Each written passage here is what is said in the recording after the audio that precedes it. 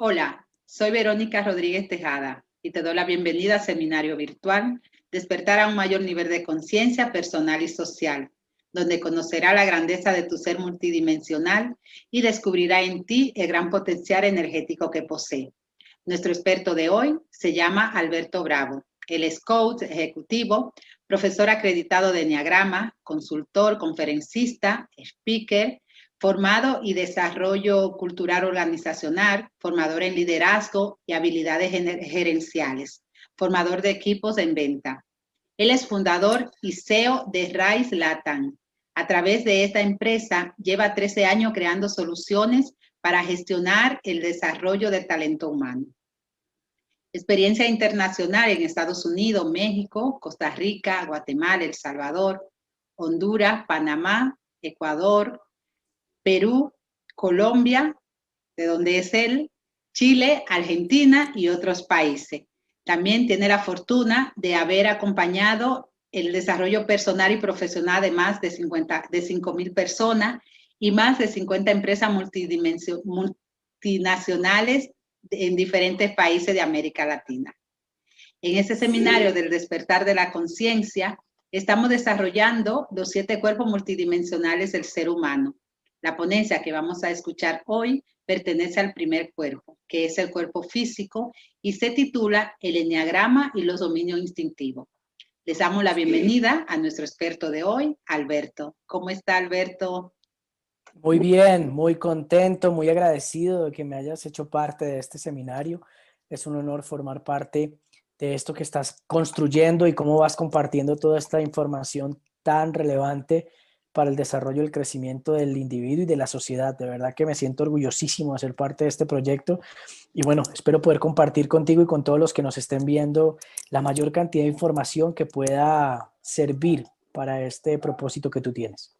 Gracias a ti por estar aquí, por brindarnos estos conocimientos que tú tienes, tantos años en esta área del enneagrama, en este aprendizaje, y ahora en esta ponencia tú nos vas a dar algo de esos conocimientos que tú has venido adquiriendo en la vida, en todo este tiempo.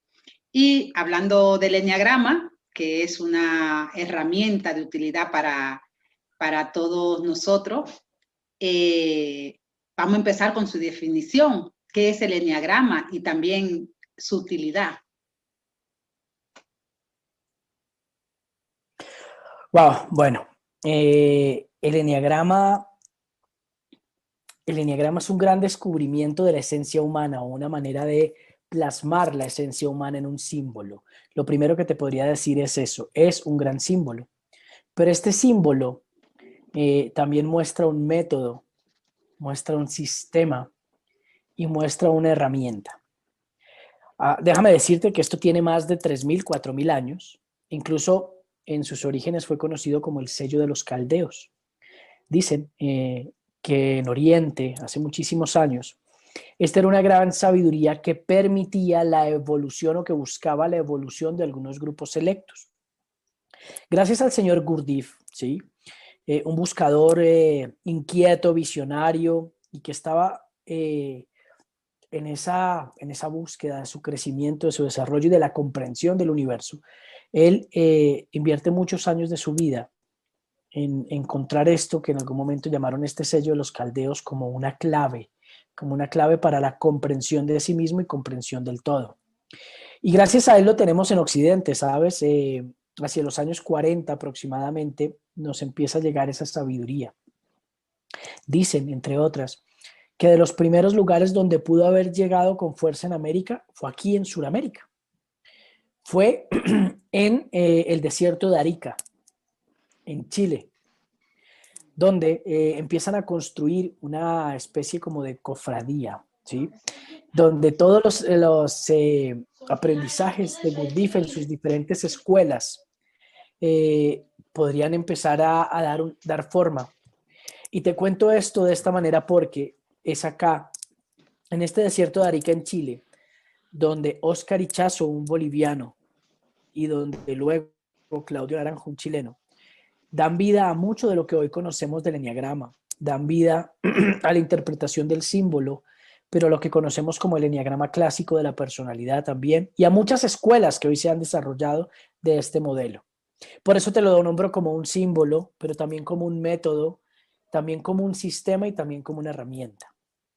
Dicen los grandes sabios y que han manejado esto, que el símbolo tiene la capacidad de abarcarlo todo y explicarlo todo a través de 3 leyes fundamentales. La ley del 1, la ley del 3 y la ley del 7. La ley del 1 representada en el círculo que tiene el símbolo del eneagrama. La ley del 3 representada por un triángulo y la ley del 7 representada por la hexada más el triángulo. Y si te fijas, estos números incluso han tenido mucha relevancia en diferentes momentos de la historia, en diferentes corrientes espirituales e incluso religiosas, ¿sí? Explican cómo funciona el universo.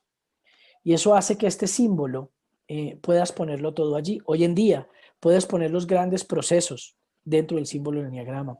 Puedes poner el coaching dentro del eneagrama, la programación neurolingüística, la misma psicología, la comprensión del ser humano cabe en ese gran mapa, en ese gran sistema. ¿Qué utilidad tiene? Tiene muchísimas, pero creo que la fundamental y la que nos da como vida a este tipo de conversaciones es que es un mapa de ruta de autoconocimiento. Un autoconocimiento como tal vez ningún otro modelo te puede permitir. Existen modelos que te hablan de entender el comportamiento o aparte el pensamiento o el universo emocional o a veces temas conductuales cognitivos del ser humano. Pero el eneagrama logra incluirlo todo y darle sentido a todo. Si otras corrientes, otros modelos toman fotos del ser humano para explicar al ser humano, yo te podría decir que el eneagrama toma radiografías. Es decir, va adentro, tú entiendes la fibra, entiendes la esencia. Y está conectado incluso con la psicología, ¿no? Aquellos que somos psicólogos y que de alguna manera nos hemos acercado al eneagrama, podemos darnos cuenta que dentro de toda su comprensión y de lo que nos ofrece incluso los diferentes visiones que tiene la psicología. Ahí hay mucho de psicología psicoanalítica. Cuando hablamos de las relaciones objetales y orígenes infantiles, tal vez. Hay mucho de lo comportamental cognitivo del ser humano, entendemos sus comportamientos, incluso entendemos sus motivaciones. Discúlpame. También podemos entender ese universo emocional y podemos entender también que esto es un poco como la parte conductual que habla la psicología, pero también un poco esa evolución que se dio a la psicología humanista y a entender un poco cómo se mueven las emociones, la simbología que tienen.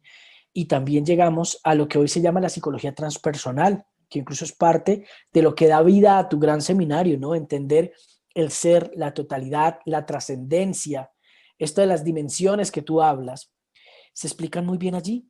Si de alguna manera, algún momento, personas como Abraham Maslow hablaron de la autorrealización, ¿sí? El eneagrama te da un camino hacia allá. Pero ojo, porque todo esto que te estoy contando quiero enmarcarlo en algo. El eneagrama no es magia, ni hace magia. El eneagrama hace que tu camino sea más claro. Que tu camino no sea ni más fácil ni más difícil, pero sí más claro, porque te da un mapa de ruta. Entonces vas a aprender a conocerte, a aceptarte, a amarte, a reconciliarte, a comprenderte, para a través de esa comprensión individual hacer una comprensión del sistema y de cómo evolucionas tú dentro del sistema. Es un poco lo que te podría decir desde una de las perspectivas que puede tener el eneagrama, ¿no? Ya conmigo, yo llevo con el eneagrama 25 años y un poco ha sido lo que he venido explorando. Y como bien dices, he hecho mucho en temas de crecimiento personal, pero también he podido volcarlo también a las organizaciones.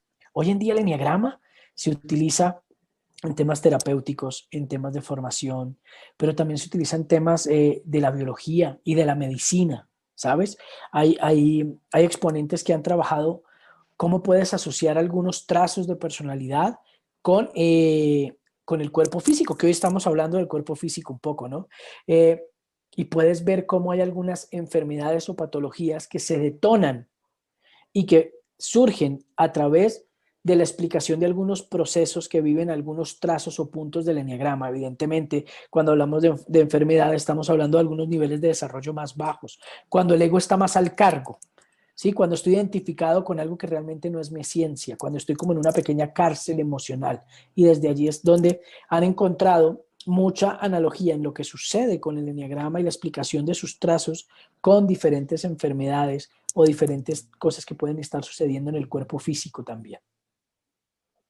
Qué bien, qué bien. Es decir, que el eneagrama como herramienta se va relacionando en los diferentes cuerpos de lo mismo que estamos hablando, en el cuerpo físico, el cuerpo emocional, el mental, el transpersonal, en los diferentes cuerpos de nuestro ser, y así podemos ir descubriendo cosas para vivir, podríamos decir, mejor y más tranquilos, más felices, si queremos llamarle así. Te invita a una congruencia, ¿sí? Te invita Exacto. a reconocerte, a aceptarte, a reconciliarte y desde ahí a crecer en esos cuerpos que tú manejas muy bien y que son parte del marco de este seminario. Tú nos has hablado, Alberto, y nos has mencionado dentro del diagrama varios cuerpos, que es lo que casualmente estamos desarrollando aquí en este seminario. Nos has hablado del cuerpo mental, del cuerpo físico, del ser. Entonces, ¿qué podrías tú decirnos con relación a eso? ¿Cómo el enneagrama, como una herramienta que es tan poderosa, puedes ayudarnos a nosotros a hacer coherencia con todos esos cuerpos? El eneagrama puede conectar y te invita a conectar con todos ellos, ¿sí? Incluso invita a trabajar desde diferentes dimensiones. Hay un centro físico que te invita a trabajar muy la dimensión corporal, ¿sí? Pero sin estar totalmente ligado. Hay un cuerpo emocional y hay un centro emocional dentro del eneagrama y hay un centro mental. Entonces, fíjate cómo va trabajando estos diferentes niveles. Y aunque tú ves el eneagrama como un círculo con un símbolo adentro, realmente tú puedes casi que girarlo y darte cuenta que no es un círculo, es una espiral. Y el hecho de que sea una espiral significa que cada vez que vas cumpliendo un ciclo de evolución, vas llegando a otro nivel. Y ese otro nivel lo que nos está hablando es de evolucionar, de llegar a un cuerpo más sutil, más etéreo, más transpersonal de alguna manera.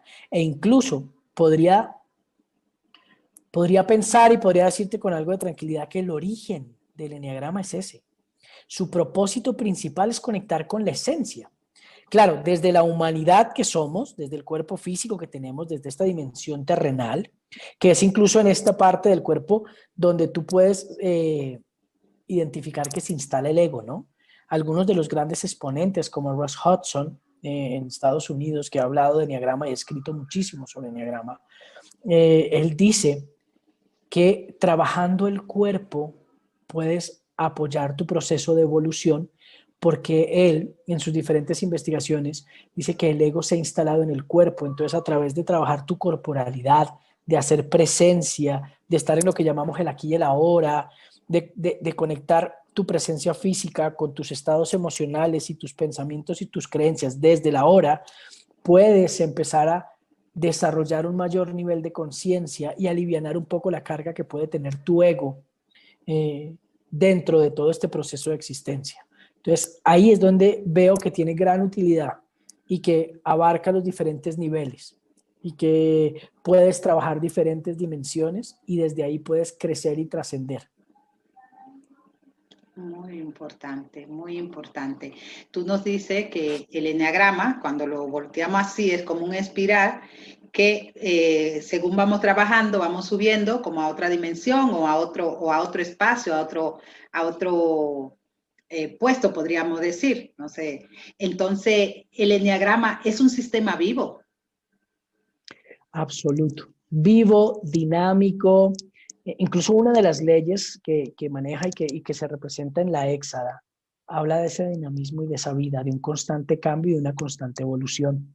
No es algo estático, no es algo inerte, es algo que incluso a medida que hemos venido trabajando el enneagrama en los años, hemos venido encontrando más información y más contenido porque tiene en él inmerso tanta sabiduría que incluso va con el mensaje que se va necesitando en la época y en el momento. Es decir, hace muchos años no se hablaba de un eneagrama dentro de empresas, por ejemplo, y no se encontraba una relación entre este proceso del símbolo o el método con las empresas. Hoy sí. ¿Por qué? Porque estamos en una época donde se requiere trabajar esos sistemas también en las organizaciones. Y es que, ¿qué es un trabajo? ¿Qué es un lugar de trabajo? No es más sino un laboratorio de relaciones. Y si lo entiendes desde allí, vas a poder empezar a darte cuenta cómo ese dinamismo del eneagrama y ese sistema vivo que tú llamas realmente da sentido al proceso de evolución del ser humano en cualquiera de sus roles. Como persona, en cualquier relación que tenga, en cualquier rol o cargo o profesión o vocación que yo tenga. Me va a servir de una linterna y de una brújula y de un espejo. Yo te podría decir, el eneagrama son esos tres. El eneagrama es un espejo que te va a permitir verte y que te permite verte como tal vez no te has visto, en diferentes cercanías, posturas, dimensiones. El eneagrama es una brújula porque te dice dónde estás y a dónde estás llamado a llegar y que construyas ahí un camino congruente para ti en este desarrollo y en esa evolución. Y el eneagrama es, te decía, es una brújula, es un espejo y es una, ¿qué otra cosa te dije ahora? El eneagrama, como brújula, como espejo y como linterna. Linterna, sí. Y es una linterna porque te alumbra espacios que tienes oscuros o que no has visto o que son tu sombra. Desde ahí es tremendamente vivo. Va a tu ritmo, te va dando la información que necesitas y tú vas teniendo una mayor comprensión de ti mismo y de tus sistemas a través de este modelo. Hablando de eso, que es una brújula, nos lleva al cambio, sabemos dónde estamos y hacia dónde vamos, a dónde nos dirigimos, que es una linterna, nos da la luz y que es un espejo, es decir, que podemos ver nuestra vida, incluso nuestra vida del pasado y del presente en él. Entonces, ¿podría hablarnos de los eneatipos? Dentro de eso, ¿a qué nos orientan los eneatipos y qué son los eneatipos? ¿Y cuánto? Son tres preguntas en una. ¿Y cuánto eneatipo hay? Muy bien. El eneagrama clásico de la personalidad o el eneagrama de las tipologías o de los eneatipos dice que existe un arquetipo o un tipo por cada una de las puntas que tiene el eneagrama. El eneagrama tiene un gráfico que se arman 9 puntas. 3 por el triángulo y 6 por la héxada, ¿verdad? Entonces, existen 9 tipos básicos de personalidad. Pero ojo, porque vamos a hablar de esos 9 tipos, pero dejo sobre la mesa que esos 9 tipos realmente, cuando los combinamos con algo que también conversaremos en su momento, que son los sesgos instintivos o los dominios instintivos, estamos llamados a darnos cuenta que somos 27 variantes diferentes. Pero que esas 27 variantes diferentes, cuando las trabajamos por triadas, que es lo que nos invita el eneagrama, terminamos viendo 54 rasgos diferentes. Pero vamos a la base, son 9 y por eso los llaman eneatipo, enea de 9 y tipo de tipología. De esos 9 tipos existen varias divisiones y podemos hablar desde la básica que se pueden partir en 3 grupos de 3. Hay 3 de ellos que tienen una energía dominante en un centro instintivo. Su energía es más instintiva, más del cuerpo físico. Dicen que se mueven por la ira, pero no comprendamos la ira como rabia, ¿no? Sino la ira como esta energía interna que te permite entrar en acción.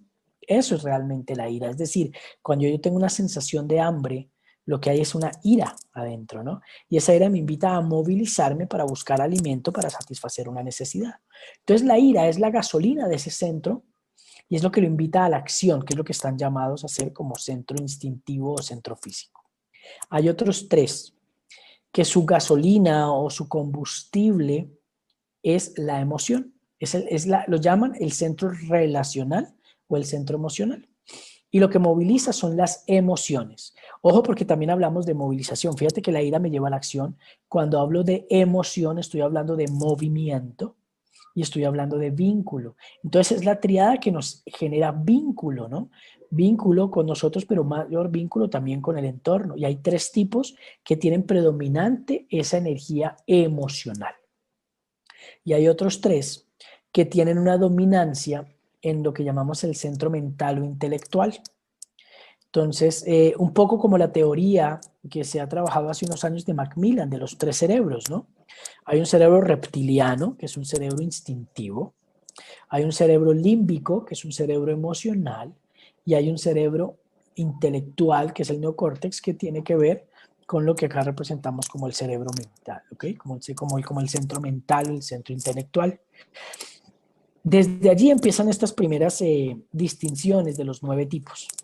Ahora, cada uno de ellos se representa de una manera diferente y tiene necesidades diferentes y se ha estructurado de una manera diferente. De estos 3 instintivos, por ejemplo, que los 3 están llamados a la acción y a conectar con esta parte física, dicen que también están conectados con los tiempos. Hay unos que son del presente o que tienen conexión con el presente, otros que tienen mayor conexión con el pasado y otros con el futuro. El centro físico o el centro visceral tiene mucho que ver con el presente, con el aquí y el ahora. Ellos están buscando el mostrar su existencia, ¿sí? Son como los del territorio. Y existen 3. Hay uno que le gusta conquistar el territorio, que es el tipo 8. Hay uno que le gusta armonizar el territorio, que es el tipo 9. Y hay uno que le gusta ordenar y estructurar el territorio, que es el tipo 1. ¿Ok? Y desde ahí empezamos a entenderlos un poco. Cuando entramos al centro emocional, vemos que el tema de la emoción y el vínculo está enfocado en 3 aspectos diferentes. En el tipo 2, en el vincular y conectar con los otros, en mantener un sistema, en ser parte de un sistema. El tipo 3, en no solo que haga referencia al sistema, sino qué posición ocupo yo en el sistema. Y el tipo 3 está asociado a un deseo de admiración dentro de ese sistema, de un reconocimiento. ¿De acuerdo? Y el tipo 4 es el que le gusta o el que tiene por talento la sensibilidad de comprender al sistema, de comprender las necesidades del sistema, de ver aquello que no es evidente, sino como aprender a leer entre líneas. De verdad, es como esta introspección o esta capacidad de reflexión. Entonces, fíjate que son 3 manejos distintos de este centro emocional, ¿no? Más reflexivo, un poco más de conexión y de vínculo o un poco más de admiración y reconocimiento. Son los 3 que tenemos allí. Y en el centro mental, la energía del centro mental dicen que está basada en la ansiedad o incluso en el temor o en el miedo. Así como en el centro visceral tenemos el tiempo presente, en el centro emocional tenemos el tiempo pasado. El pasado es referencia para ellos 3 en todo momento, para el 2, para el 3 y para el 4. Y son referencias para añorar aquello que teníamos anteriormente y volverlo a vivir, o para aprender de eso y no repetirlo, pero su tiempo siempre es el pasado, es la referencia. Mientras que en el centro mental, el ejercicio del tiempo, la visión es a futuro, es el tiempo futuro. Es yo qué tengo que hacer para subsistir en este espacio o qué va a ser de mí en un mañana. Por eso hablan un poco de la ansiedad o del miedo o del temor. Y uno de ellos entiende, que es el tipo 5, o toma una estrategia de adquirir mucho conocimiento, de buscar conocimiento e información como un mecanismo que le va a permitir tener todos los recursos necesarios para subsistir en ese futuro. Hay otro que lo que busca es incluso anticipar los posibles riesgos o medir los posibles riesgos o ver qué viene en el futuro. Y es el que lo llaman un poco el que anticipa, ¿sí? El que tiene la visión, que es el tipo 6.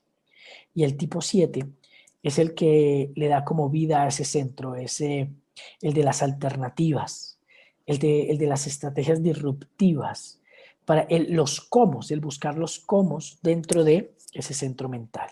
Y desde ahí vamos a empezar a darnos cuenta cómo hay una variedad de 9 estructuras de personalidad, donde algunas están centradas más en buscar un poder o un control, otras donde está, que es el tipo 8, otra, el tipo 9, donde está una necesidad de encontrar paz, armonía y equilibrio, que es el tipo 9. Otra, que es el tipo 1, que es buscar un poco más de perfección, orden, método y estructura, ¿verdad? Un tipo 2, que lo que está buscando es aportar, colaborar, servir, agradar.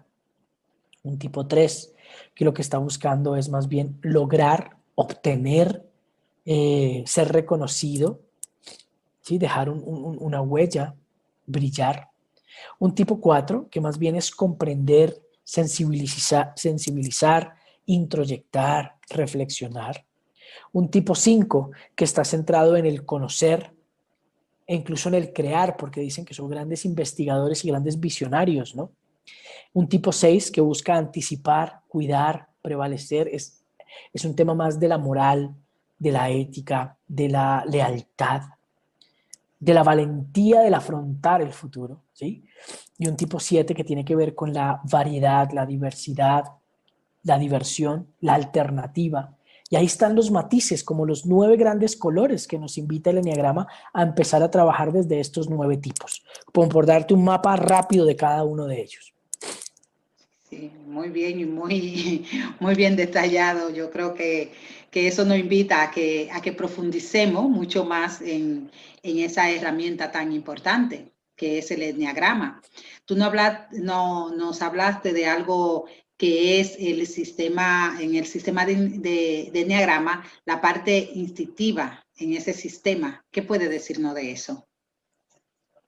Es fundamental. Fíjate que incluso es algo que no se ha trabajado hace mucho, ¿no? Es decir, empezamos a ver algunos temas de los instintos, de los dominios instintivos o de los sesgos instintivos, tal vez incluso solo desde los 80. Fue tal vez una información que se quedó en el tiempo, que se fue perdiendo un poco entre... Esto fue pasado, el eneagrama fue pasado por transmisión, ¿no? y por tradición oral durante mucho tiempo. Incluso se prohibía en ocasiones escribir sobre él, porque se creía que era un ejercicio que tenías que aprenderlo, y creo que aún es vigente, de incorporarlo, ¿no? De vivirlo, de vivir tu propio eneagrama, y no simplemente de leerlo y aprenderlo desde afuera. Creo que era la intención. Y este espacio fue haciendo que el tema de los sesgos instintivos en un momento como que se quedara en el tiempo. Afortunadamente, en los 80 empezó a aparecer algo de información y empezaron a darle sentido a esto. Y tiene que ver mucho con la biología, ¿sabes? Los seres humanos, como mamíferos que somos, ¿verdad? Vivimos en manada.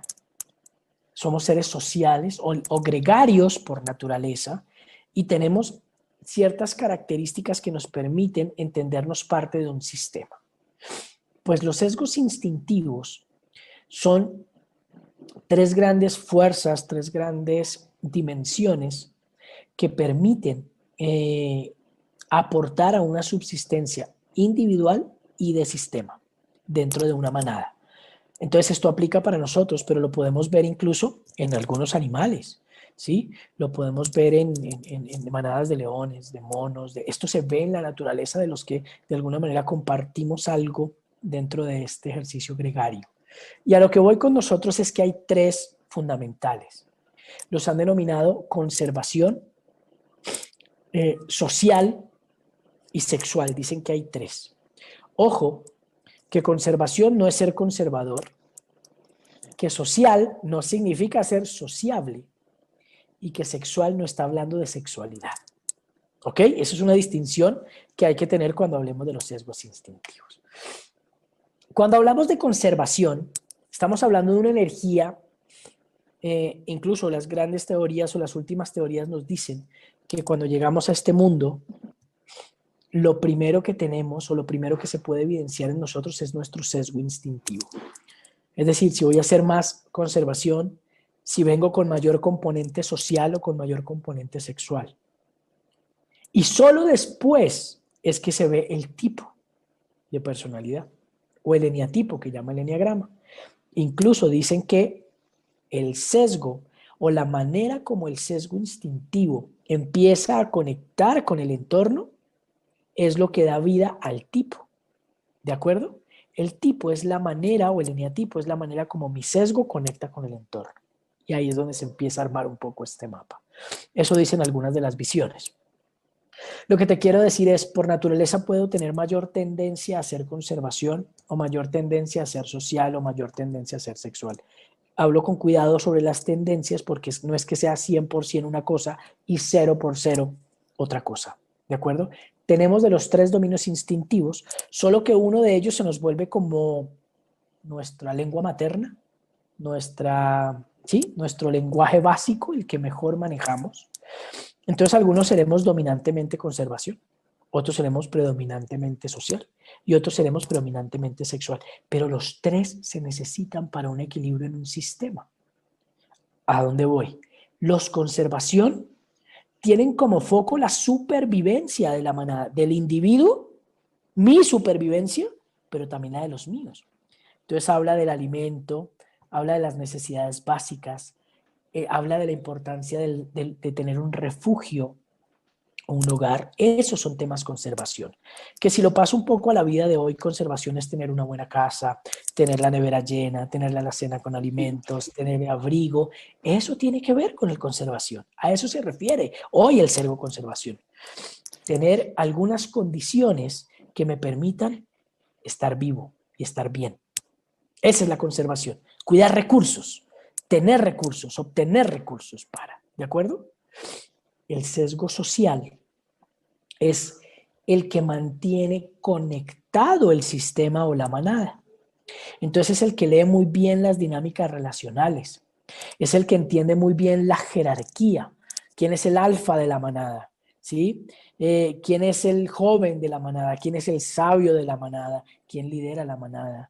Y lo hace de manera intuitiva, lo hace de manera natural, el comprender lo que tal vez para otros no es tan claro, y son estas dinámicas relacionales que se dan, que a veces no tienen que ser explícitas, sino que van entre líneas. Pues ellos, el que es predominantemente social, lo lee de maravilla, lo maneja de maravilla y se incorpora de maravilla para poder tener un rol importante dentro de la manada. Entonces, el conservación cuida los recursos, ¿verdad? El social cuida la conexión y las dinámicas relacionales de la manada. Y el sexual cuida el futuro de la manada. Cuando hablamos de sexual, dicen que tiene que ver con algo que se llama el objeto del deseo. Eso lo he aprendido de uno de los profesores que incluso son de Europa. Y él dice que hay 2 tipos de objeto del deseo. El que yo necesito, pongámonos en la situación de la manada como te he venido hablando, ¿no? Entonces yo puedo ir a la casa, y a la casa es ir a buscar cuál va a ser mi presa, mi objeto del deseo, porque voy a cazar esto, porque esto me da alimento a mí, y le da alimento ¿a quién? A mi manada. Entonces yo me ocupo del mañana, de que pueda prevalecer este grupo.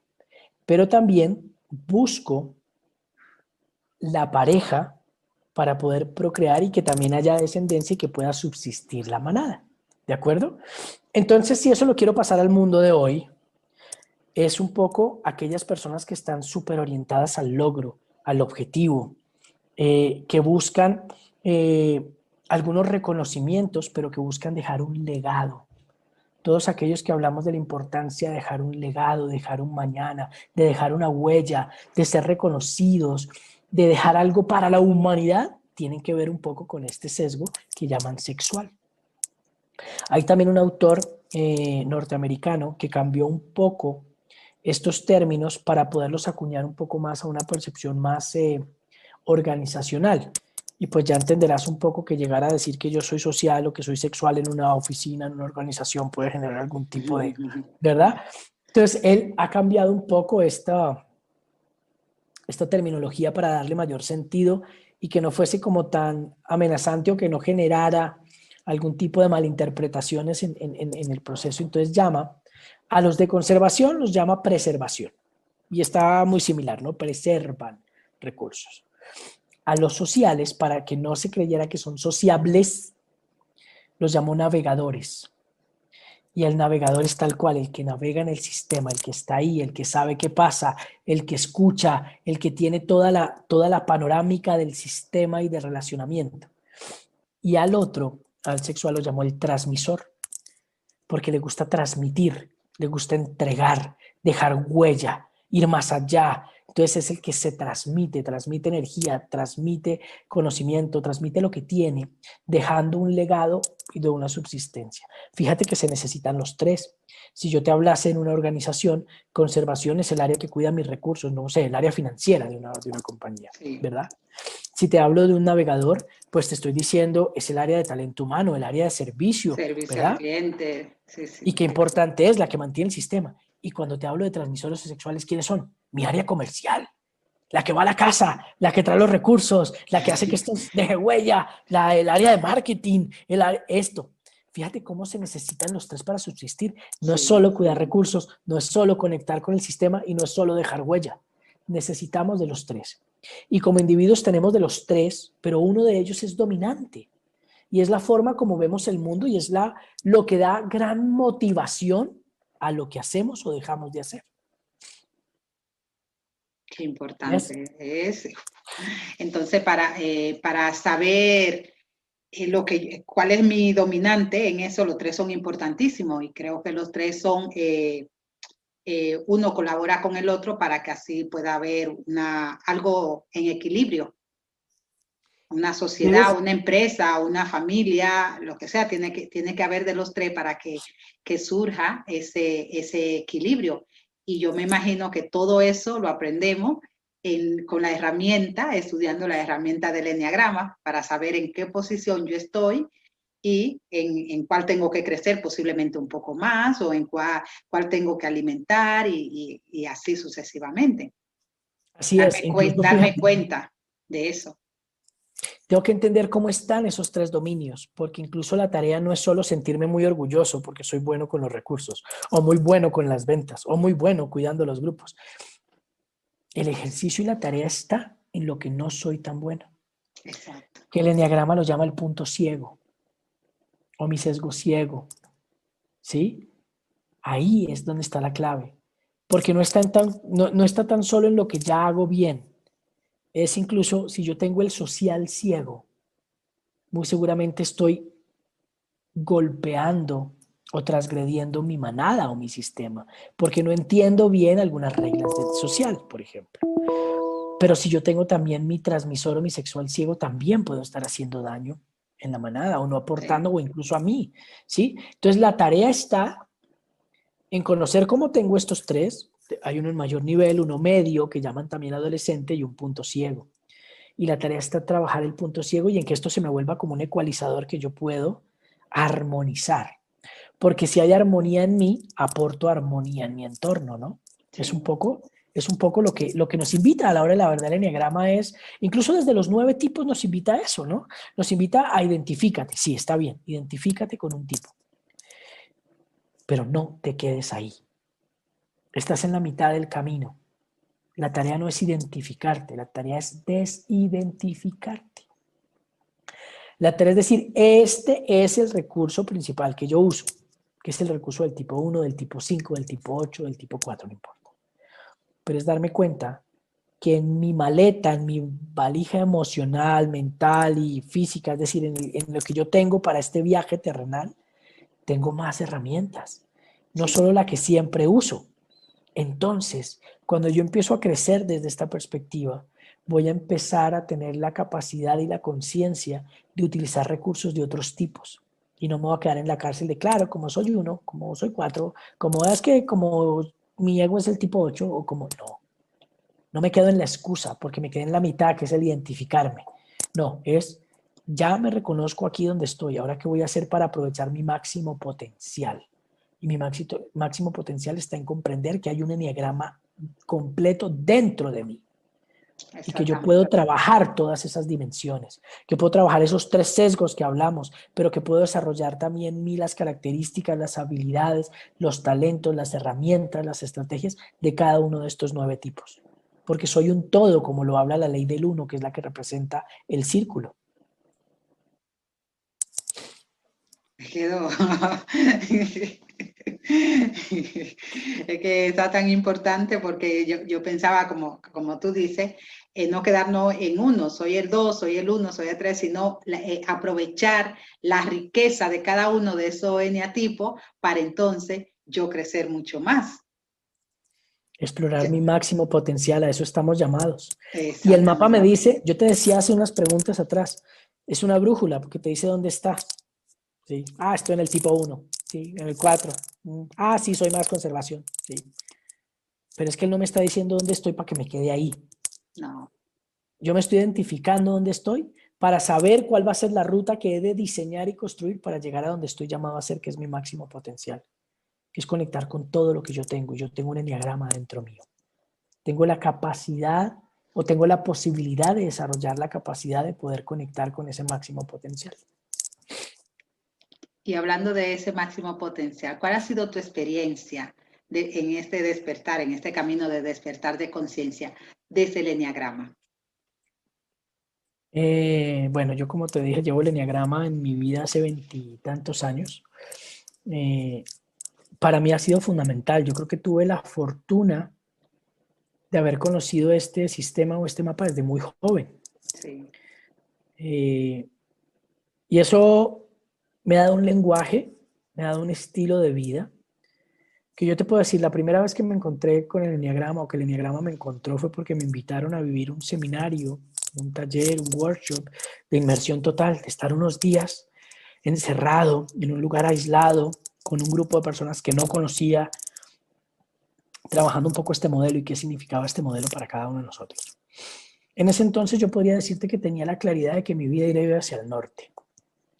Pero después de esos tantos días que estuve, salí con la claridad de que yo debía arrancar era para el sur. ¿Qué te quiero decir con esto?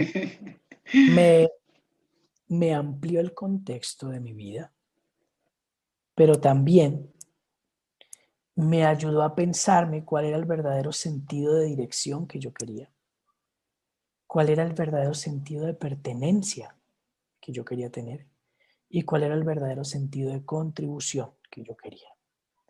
Entonces, yo trabajo incluso ese modelo hoy, que también ha sido aprendido y ha sido reestructurado a través de los diferentes profesores de enneagrama que he podido tener a lo largo de los años. Y este es trabajar un poco, que es una de las cosas a las que me dedico, ayudar a los demás a construir propósito. Y lo ayudo a construir a través de alinear estos tres sentidos. ¿Cuál es tu sentido de dirección? ¿Para dónde quieres ir? Y eso fue lo que hizo el enneagrama para mí, por eso te lo estoy contando. Sí, ese ha sido como mi gran experiencia. ¿A dónde quiero ir? ¿Con quién quiero ir? Mi sentido de pertenencia.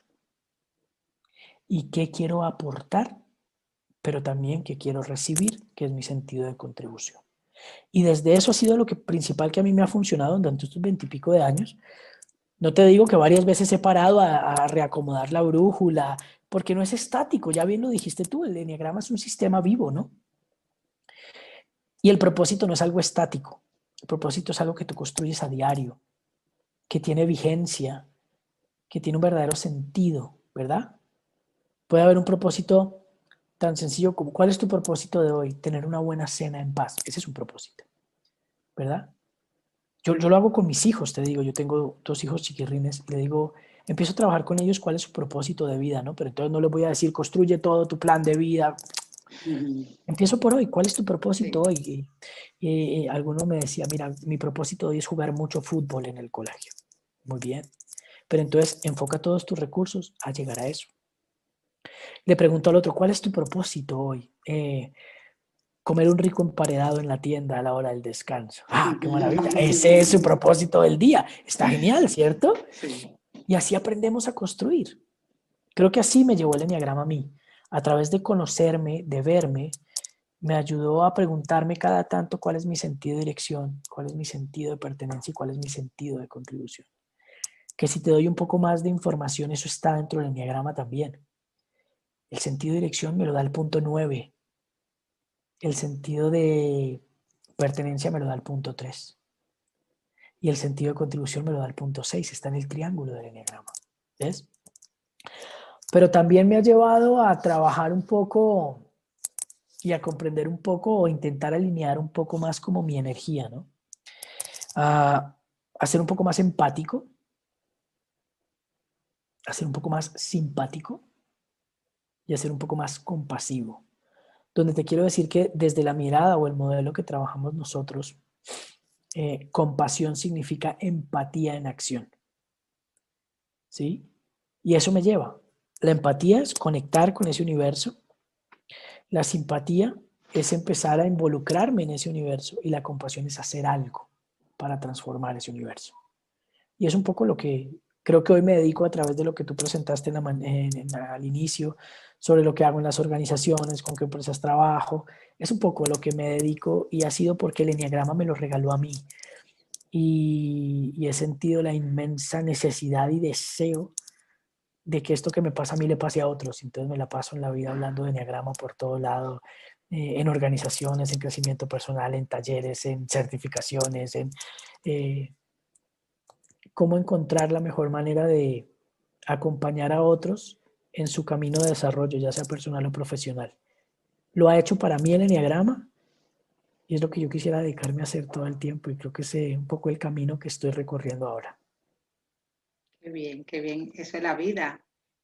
Cuando aprendemos algo tan bueno, tan importante, que ha hecho que nosotros de una u otra manera nos sintamos bien, hayamos crecido y uno quiere como gritárselo al mundo. Uno lo entiende, otros no lo entienden, pero aunque no lo entienda, uno se lo dice al compañero, se lo dice a aquel, lo entiende en ese momento, no, ya uno cumplió con su parte, porque es que cuando se conoce una herramienta o se conoce un estilo de vida tan importante, es difícil quedarnos callados. O si nos quedamos callados, explotamos.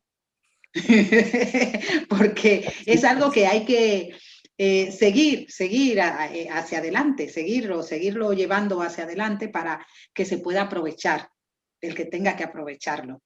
Y eso es la importancia de este camino de despertar de la conciencia. Cuando yo despierto, quiero que el otro, cuando me siento despierto, quiero que el otro se sienta despierto por la sensación que sentimos en el camino y por la ilusión y por la emoción que sentimos en ese camino.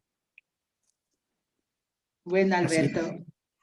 Y ya para terminar, nos deja algunas herramientas o acciones que desde el Eneagrama nos ayuden a despertar. Ya tú has dicho algunas, pero bueno, pero algunas otras más que nos ayuden a despertar a un mayor nivel de conciencia. A ver qué herramientas nos puede dejar. Wow. Desde el Eneagrama, creo que el Eneagrama entero es una gran herramienta. Vamos a ver cómo sacamos algo de allí para ponerlo en esta última pregunta o invitación que me haces.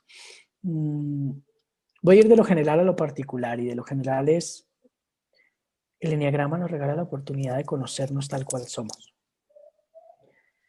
Y una herramienta es conectar con mi sombra, sin miedo. Todos tenemos puntos de luz y puntos más oscuros. Eso es parte de nuestra vida.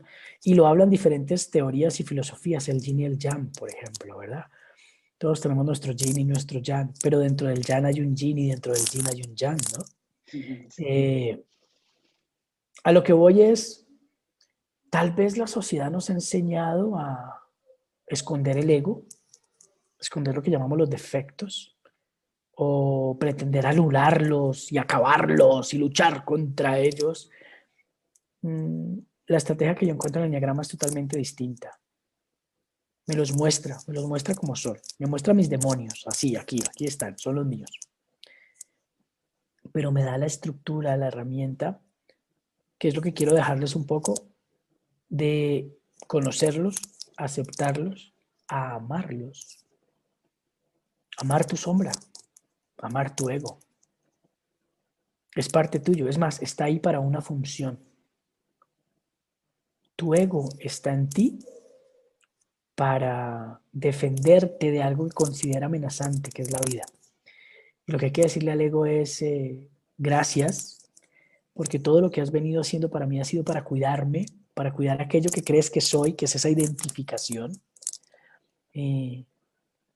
Vamos juntos ahora, pero no estés tan a la defensiva, amigo ego. Quiero vivir, quiero experimentar y voy a estar bien. No tenemos que sacar tantas armas para cuidarnos de tal vez cosas que no existen, que simplemente es la vida, ¿no? Y eso solo se logra si amas tu sombra, amas tus demonios, amas tu ego. Porque el ego ahí podría ser como un perro, que si tú al perro lo maltratas y lo guardas, es agresivo. y te puede lastimar, a ti y a otros. Pero si tú a tu perro lo alimentas, lo consientes, lo quieres, lo cuidas, lo mimas, lo comprendes, él es dócil y él va a estar incluso más es para hacerte compañía que para defenderte o vigilarte así de algo, ¿no? Sería un poco esto, darle la vuelta. La primera herramienta es darle la vuelta a esto, darle la vuelta a querer esconder o lastimar o eliminar mi ego y mis defectos y míralos, reconócelos en ti. No los maquilles, no los camufles, acéptalos. Ahora, amígate con ellos, ámalos, reconócelos y transfórmalos. Porque la intención que tienen es cuidarte y lo pueden hacer de diferentes maneras, solo que él solo sabe hacerlo de una. Pero tú vas a poder acompañar dentro de ti mismo, porque somos una unidad, a crear que esto sea distinto. Yo me iría por ahí como una de los últimos cosas que quisiera dejarte. Conectar 3 grandes energías. Conectar lo que quiero con lo que deseo y con lo que necesito. Y te estoy hablando de estos 3 centros que hablamos al inicio. El querer está en el centro mental. El desear está en el centro emocional. Y el necesitar, pues no se ve en el video, pero está aquí en el vientre, en el centro visceral. Y si yo pongo esos 3 idiomas al servicio de mi bienestar y de mi entorno, va a ser una maravilla. Ojalá logre alinear que todo lo que vaya vea porque el quiero va para el mismo lado de donde va el deseo y de donde va el necesito. Y eso podría también ser una de las herramientas que nos ayudan a ser más congruentes, más armónicos, más auténticos. Y eso creo que es lo que estamos llamados a hacer todos. Y sería un poco como la manera como quisiera cerrar la pregunta que me haces. Bueno. Bueno, Alberto, muchísimas gracias por estar aquí compartiendo este momento de sabiduría con todos nosotros.